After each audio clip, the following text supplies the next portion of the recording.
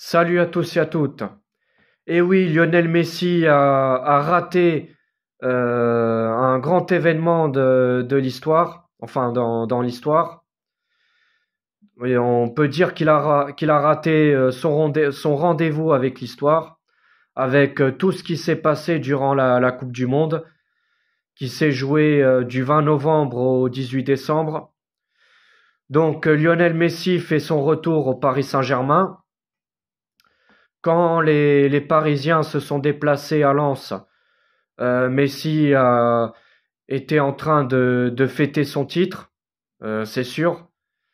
Donc, déjà pour son retour au Paris Saint-Germain, bah, je crains que pour Mbappé, qui aura des tensions entre Messi et Mbappé, parce que je pense pas que Mbappé va pardonner ce que les Argentins lui ont mis dans la gueule.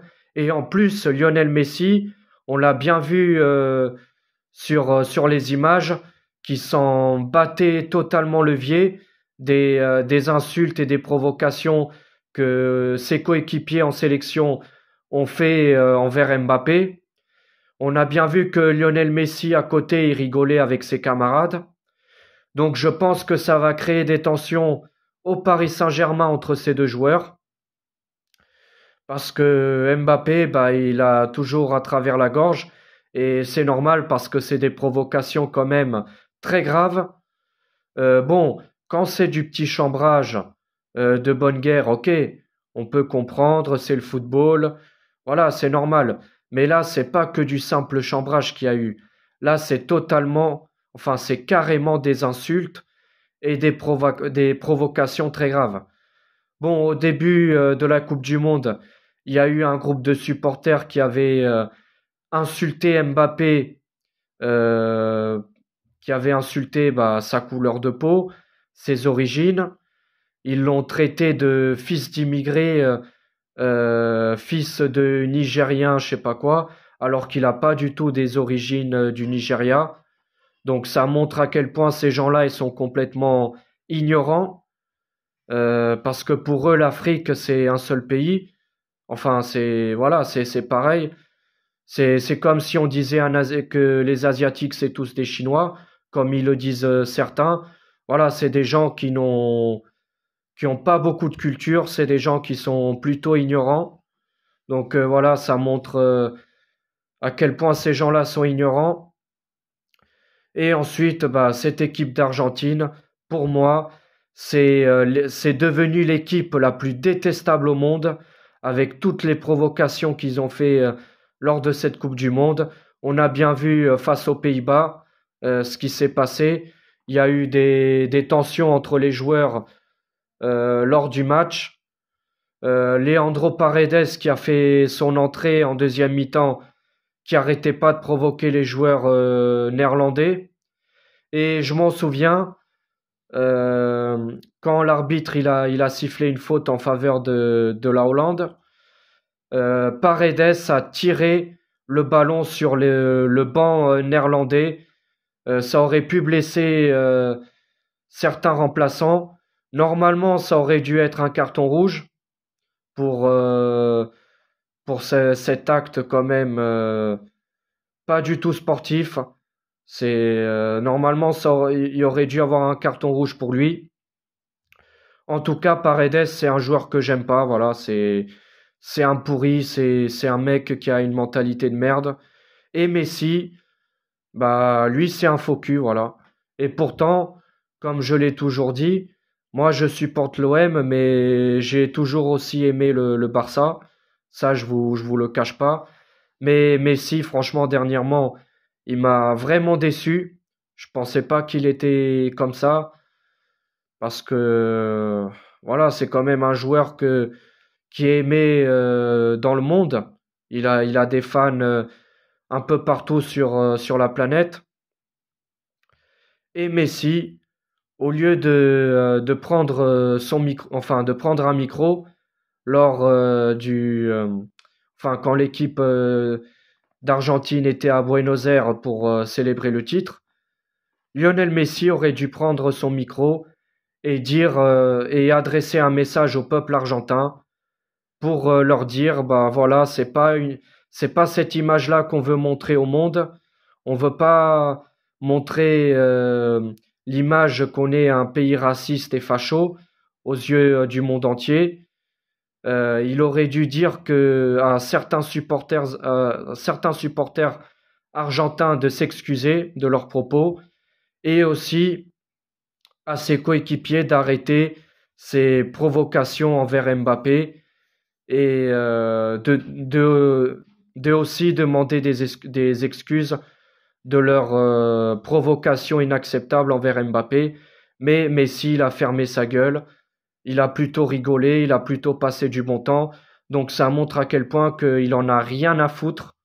Le mec, il a rien à foutre de ses coéquipiers au Paris Saint-Germain, parce qu'Mbappé, c'est quand même l'un de ses coéquipiers au Paris Saint-Germain. Donc ça montre à quel point il en a rien à foutre de ses coéquipiers et que ce qui compte, c'est son image, voilà. Et le mec, pour moi, c'est un hypocrite. Et on sait tous pourquoi il est venu au Paris Saint-Germain, parce qu'au Paris Saint-Germain, on sait très bien qu'il y a des fonds illimités. C'est le club du Qatar, donc l'argent, ça coule à flot là-bas. Donc c'est pour ça que voilà, le PSG, c'est intéressant. Mais sinon, il en a rien à foutre du club, et il l'a bien montré lors de la célébration à Buenos Aires. L'Argentine, quand même, que c'est un pays qui a abrité énormément de nazis et de fascistes, les fachos italiens qui étaient pour Mussolini. Il y a eu un moment que l'Argentine a eu une politique de blanchissement du pays carrément. Ils ont, ils ont pourchassé des Noirs. Et l'Argentine, ce qu'ils ont fait dans le passé, quand il y a eu les guerres contre l'Espagne, les guerres d'indépendance, la guerre aussi contre le Paraguay, et bah les Noirs servaient bah, de soldats de première ligne pour qu'ils se fassent tuer en premier, alors que ces pauvres gens, ils avaient pas, la plupart n'étaient même pas armés. Donc voilà, durant des années et des années, ils ont adopté cette politique-là parce que pour certains Argentins, je mets pas tout le monde dans un sac. Enfin, pour les politiciens qui gouvernaient le pays à l'époque, eh ben, les Noirs ne présentaient pas pour eux la civilisation. Pour eux, c'était bah, des sauvages, voilà, hein. C'était l'homme blanc qui était civilisé et qui représentait la civilisation. Donc c'est pour ça que la politique, enfin, qu'en Argentine, ils ont voulu faire une politique de blancheur, voilà comme on peut l'appeler. Donc l'Argentine, ils ont quand même une histoire atroce. Voilà, c'est un pays quand même qui a quand même abrité des nazis, qui ont quand même commis des atrocités en Europe. Ils ont exterminé beaucoup de monde.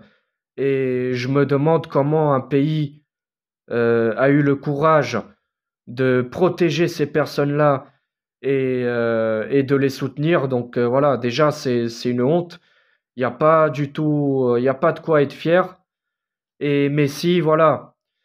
Je dis pas qu'il aurait changé la mentalité de tout le monde, mais déjà un joueur comme Lionel Messi, bah, je pense qu'il aurait pu faire, ça aurait pu impacter un peu la société argentine et espérer changer un peu les mentalités de certains et montrer aux yeux du monde que voilà, l'Argentine, c'est un pays où on accepte la diversité et on accepte de vivre avec des gens d'autres origines.